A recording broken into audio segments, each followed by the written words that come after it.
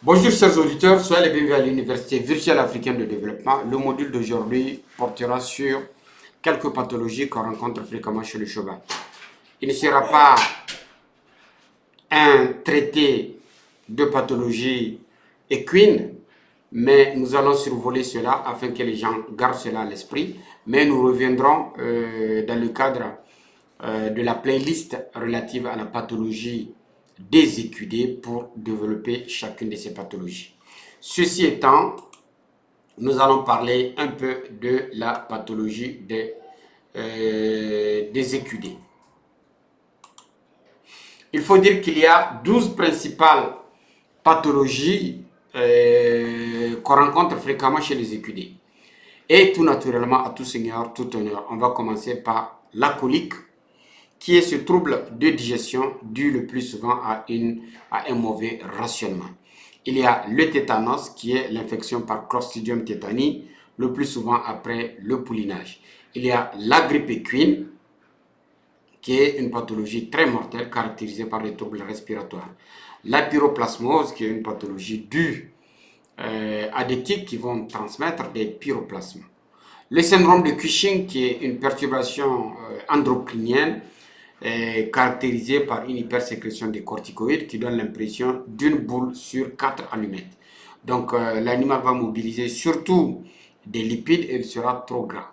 Il y a la gourme, qui est une pathologie respiratoire, les sarcoïdes, la teigne, qui est due à des champignons, la dermatophilose, les mélanomes, qui sont des tumeurs bénignes, la dermite estivale, la leptospirose due à des bactéries filamenteuses.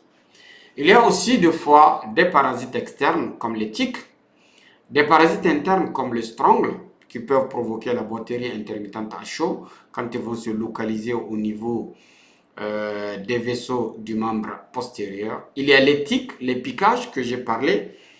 Lorsqu'ils sont stressés, ils sont mélancoliques.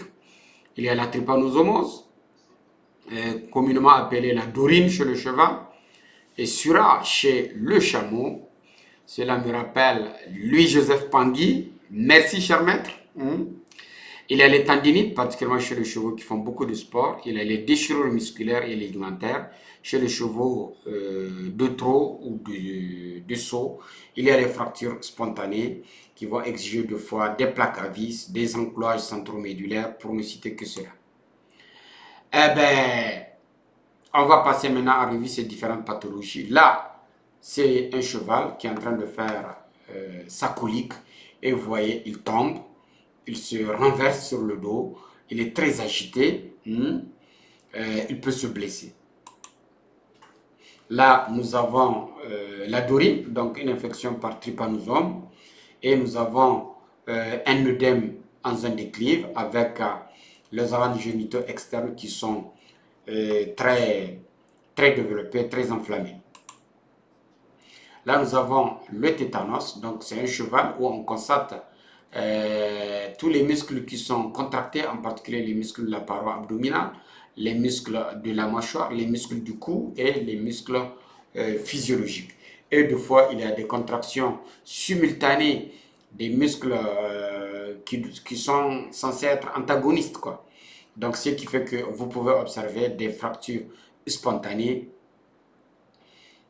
chez un cheval atteint de tétanos. Cela va évoluer jusqu'à atteindre le diaphragme et en ce moment, l'animal va mourir.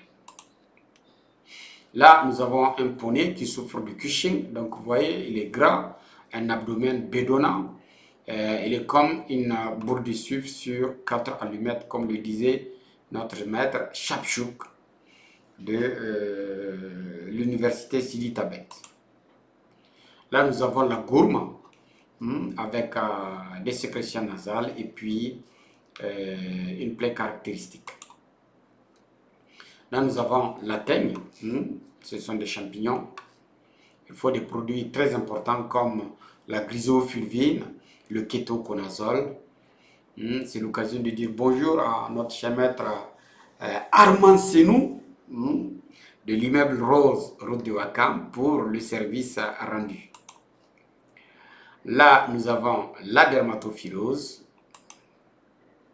Et là, nous avons les sarcoïdes, qui peuvent des fois aussi ressembler à la papillomatose.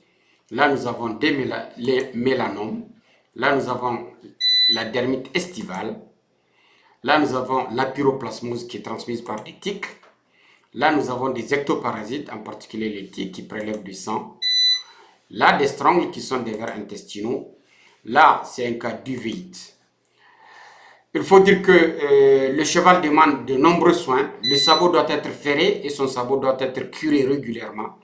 Le cheval doit être brossé avant et après le travail pour s'assurer de l'état de santé. Le cheval doit avoir de l'herbe car cela l'occupe et de l'eau à volonté. Le cheval demande de nombreux soins. Le cheval doit avoir une litière qui est entretenue tous les jours. Le cheval en stall doit être exercé quelques heures chaque jour pour éviter le stress. La visite vétérinaire au moins 2 fois par an est nécessaire pour le déparasitage et pour la vaccination, au moins contre la fièvre Q, la peste équine et le déparasitage contre la trypanosomose et les arboviroses. Et là, nous avons le sabot d'un cheval.